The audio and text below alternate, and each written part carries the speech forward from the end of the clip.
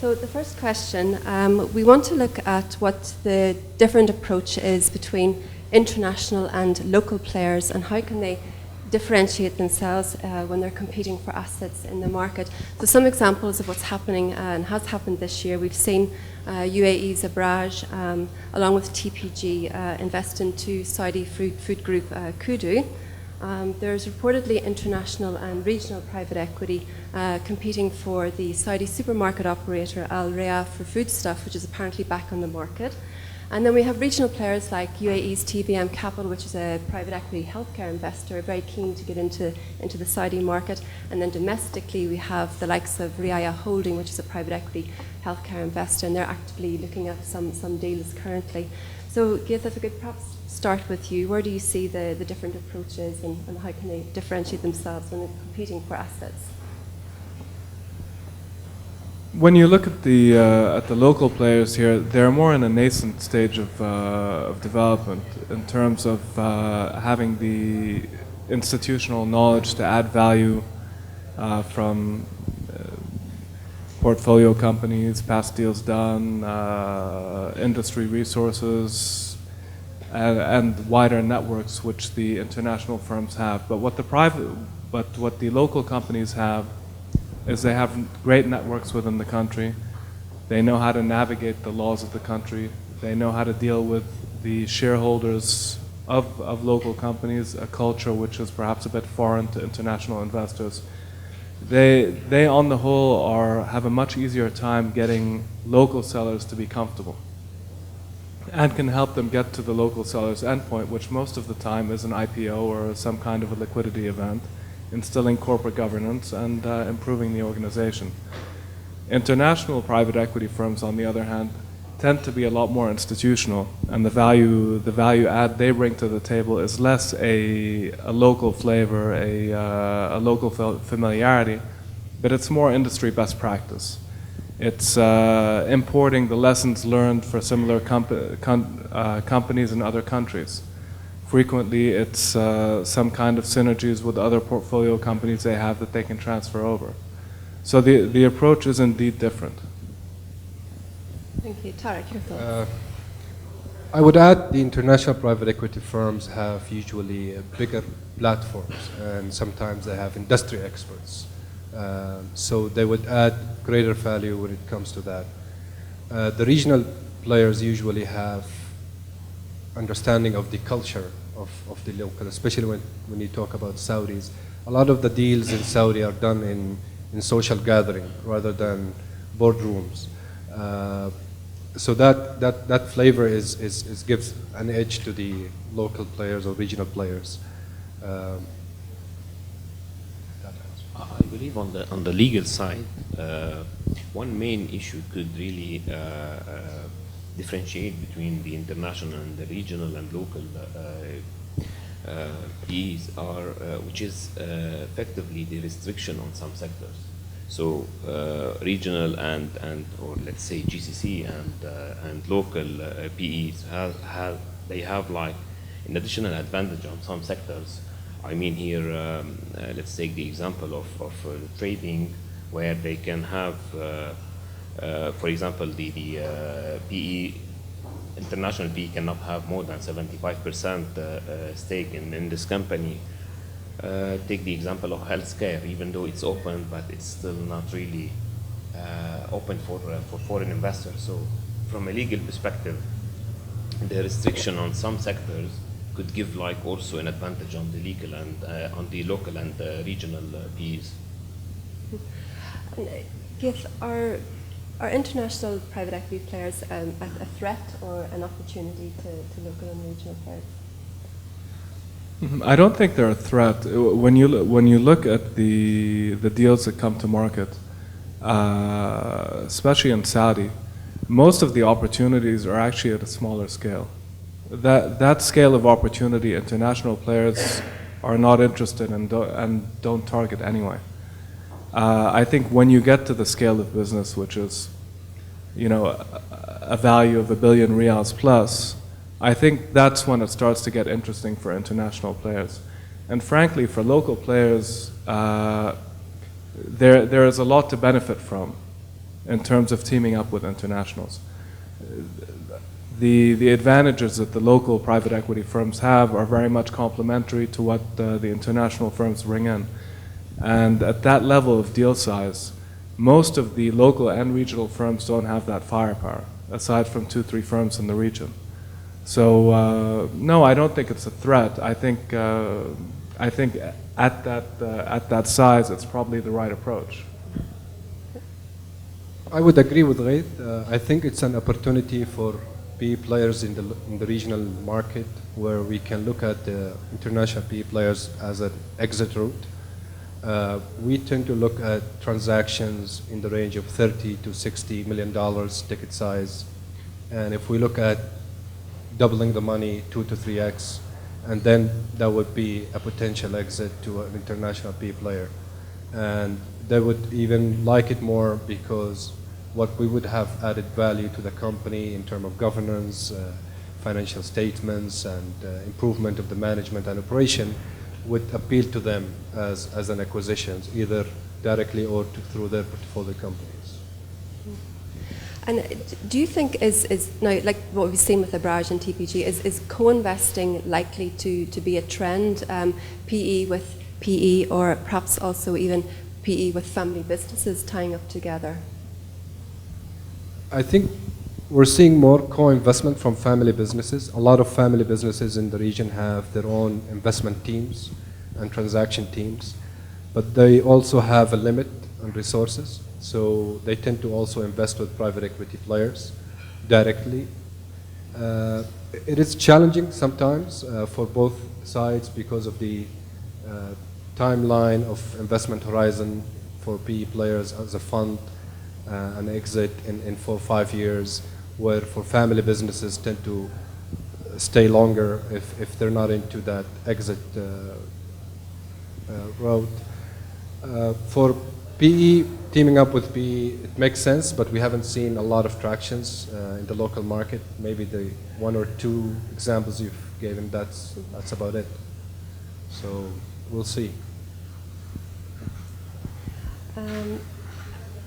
Then I wanted to ask, what in terms of owners, what kind of owners do sellers look for in the market? What can you say on that? Well, I think here it's again you have your cultural nuances. People here like to deal with people within their network or that they have known for a long time. If you look at the successful private equity outfits here, normally deals that get done more often or not are sourced through the network, the shareholders, the directors. So that familiarity is very important. I think aside from that, obviously they look for track record in terms of dealing with companies that they know can help them instill the corporate governance that many of these sellers are looking for.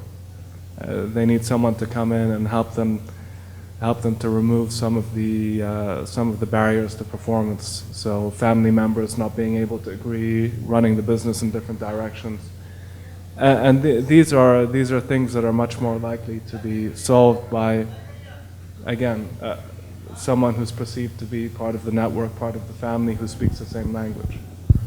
So I think that's a very important factor they look for. Obviously, they need to know the company who's investing in them is competent in terms of having the right track record, having a good reputation in the market. But familiarity plays a major role.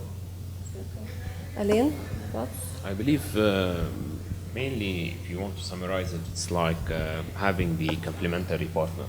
So being able to find the part that is missing from the local, let's say, sellers, by having the owners or the new buyers being really sophisticated and being able to cover what is not covered by the local or by the sellers. Yeah. I want to ask you also then about the private equity, the deal closing process in Saudi Arabia. Where do you see that? How mature is the process today? Well, I believe from a legal perspective,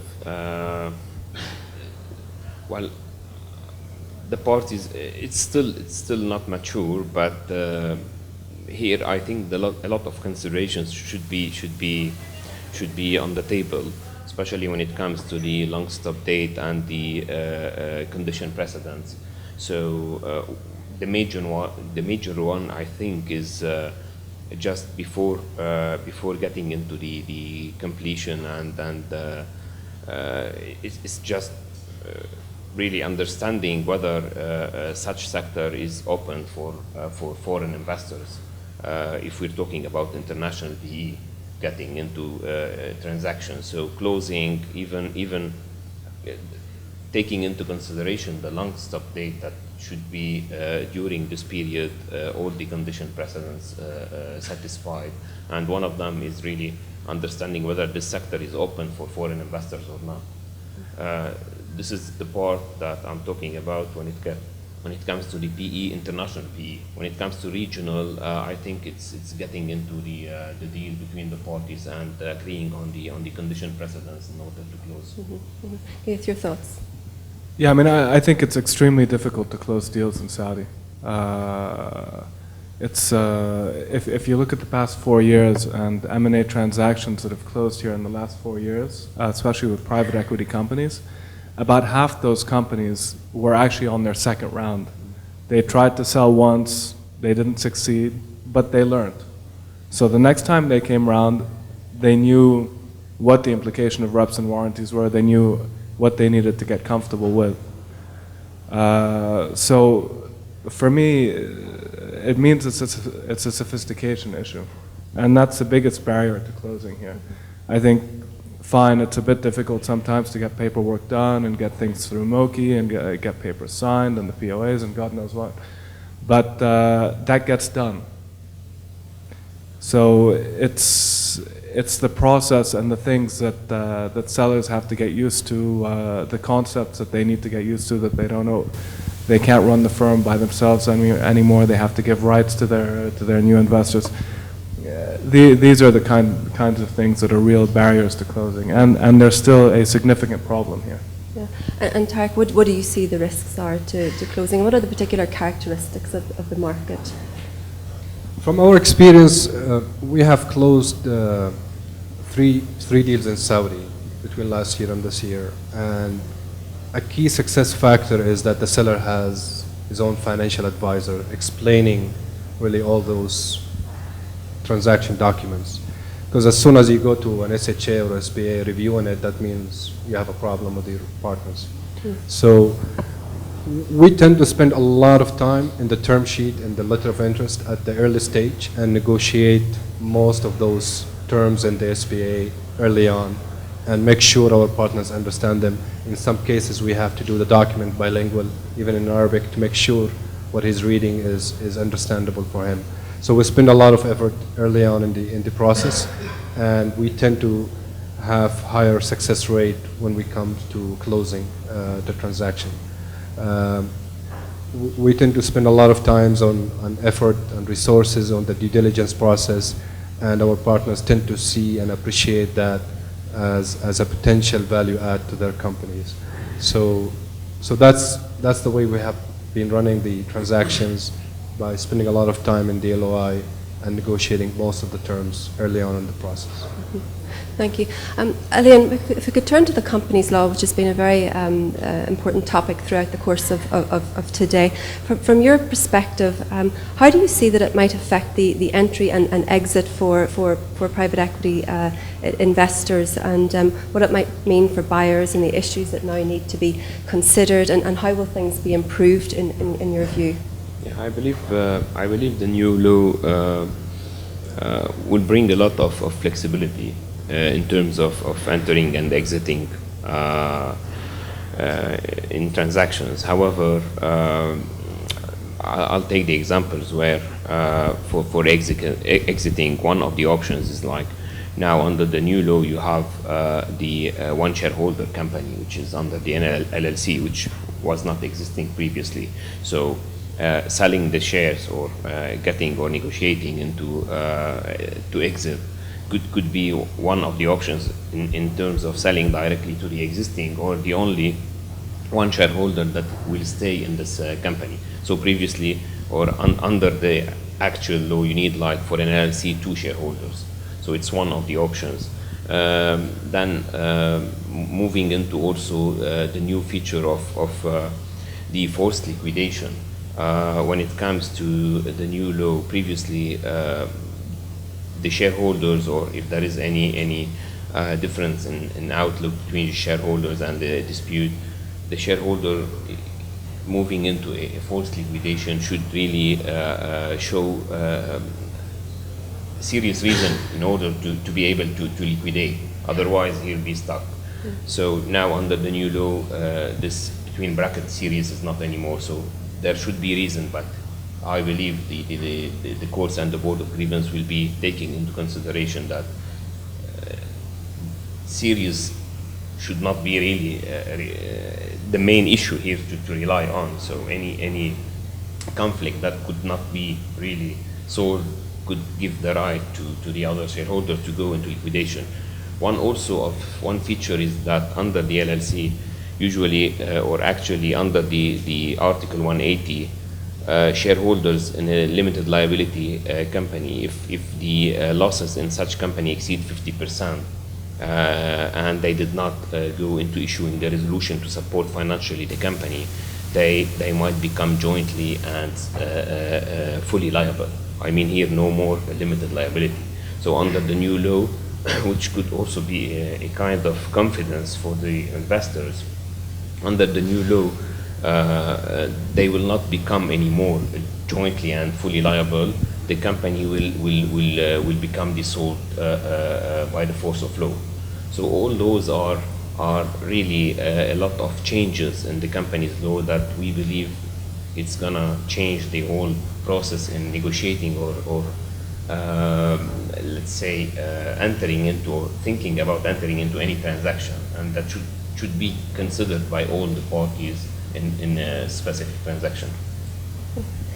Thank you. And one other thing on SAGIA, in terms of, I believe there's a new system in terms of fast tracking exactly. licensing. You could explain that, please. So mainly SAGIA is lately changing a lot their licensing policy, and lately they are tending to facilitate really the process of licensing. So they have created, as my colleague Abdelaziz mentioned, a kind of fast track system where if you fall under the criteria,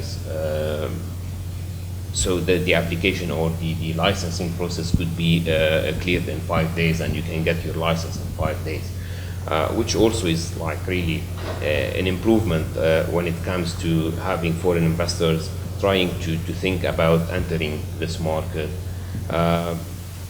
But again, all those are improvements, but there is from the other side some still weak issues that needs to be considered when it comes to the dispute.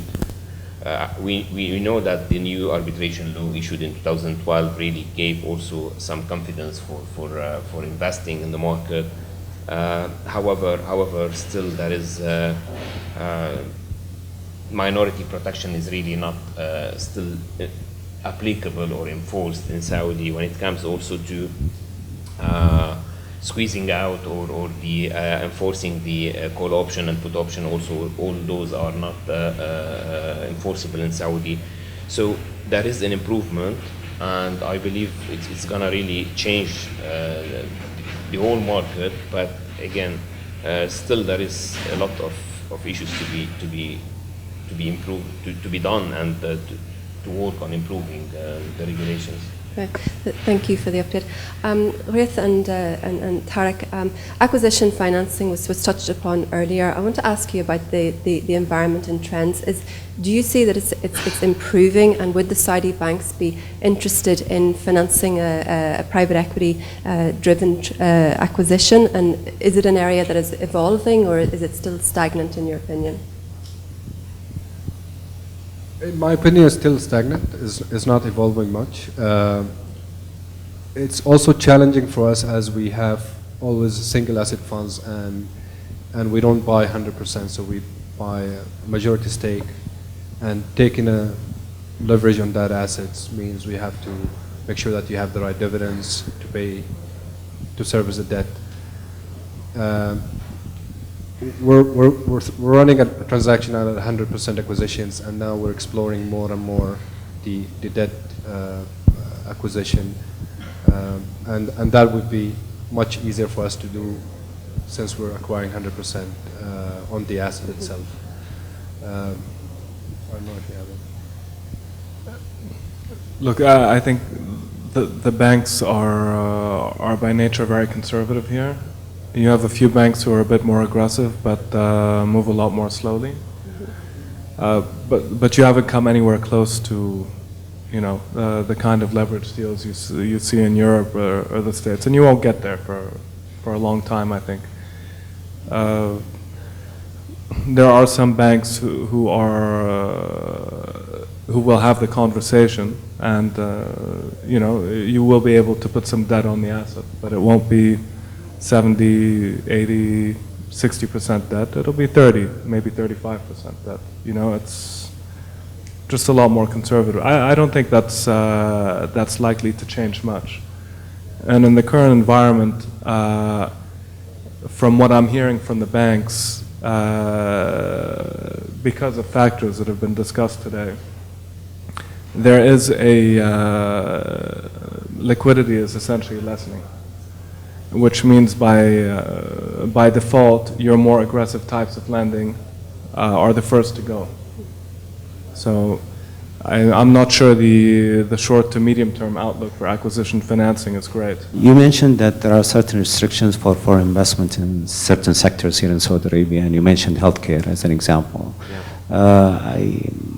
There was a transaction that happened in the last 2 months, I guess, where Aster DM Healthcare acquired around 57% for 900 million, and that have increased their holding up to a 97%. Yeah. So would you justify this? I'd love to understand more about it. Mainly on the healthcare sector, based on the WTO, there is like some, the market is open, and the Saudi market should open all the healthcare services. I mean here, medical services, other medical institutions, and it's well clarified in the WTO. However, in practice, the only part of the healthcare sector that is open right now is for hospitals, and with like some criteria that needs to be satisfied. So mainly, if you go through the WTO and you see the sector under the healthcare, it's mainly, or it should be mainly open. However, in practice, if you go, let's say, other than hospitals, investing in hospitals, it's not going to work. Because if you go to get the pre-approval from the Ministry of Health, they will not get you the pre-approval. So SAGIA will tell you, yeah, we're happy to provide or to give the license if you can get from the Ministry of Health the pre-approval. So going to the, and effectively, if you go through the regulations or the healthcare institution regulations, it's still not amended. So we're expecting, in order to open the market in the healthcare, to amend the regulations and then move forward into getting the pre-approval from the Ministry of Health and then moving into SAGIA to get the license. So it is open, but again, to a certain extent. Okay. Thank you for your question. Do we have any more? No. Okay, thank you. One final question to each of you, just to wrap up. What do you see as the outlook for private equity in the coming year in the Kingdom? What are the key sectors, and do you think there are quality deals out there to be had? Tariq. I think the key sectors are the defensive ones, as mentioned earlier today, the education, the healthcare, the consumer-driven products. Quality deals, we tend to spend a lot of time in making the deal a quality one. So I don't see a lot of quality deals. Probably there's few of them in the market, but not a lot of them. And a lot of money is chasing those deals at the same time. A lot of effort has to be spent pre-closing the deal with the potential partners and on the transaction itself in order to make it acceptable to our shareholders to invest in. I agree. Companies here need a lot of work. If they don't, they're being auctioned, which is normally not great news for IRRs. Right. So, but I mean, this is a business. You got to go out. You got to knock on doors. You have to speak to people. Every now and then, you will find yourself a good deal. Maybe you spend a bit more time on it in terms of nurturing it in this country than you do in others. But at the same time, there's a lack of competition in many sectors in this country, and a lot of businesses make a lot more money than they should. When So you it's say worth the time. So when you say a lot of work and they need nurturing, what just maybe a few points and kinds of things that you see? It means you need to be educating your sellers. You need to be, you need to be spending 9 months, a year to get the deal done. You need to be patient. You need to, walk them through what kind of cleanup needs to happen before. It's not the approach you take in the West, where normally, the company's kind of sale ready. I think a lot of instance, the human resources risk or challenge is much more than the operational risk. So that's the key element here. You have to spend a lot of effort nurturing the human resources part of the transactions. Thank you, Alain. I believe the big part of the 2015 budget that has been allocated for healthcare and education will keep on being for the 2016, and those are the two sectors that the focus would be on in 2016, even though, again, according to the regulation, it's still not fully open, but I believe it's gonna be for the coming years as target.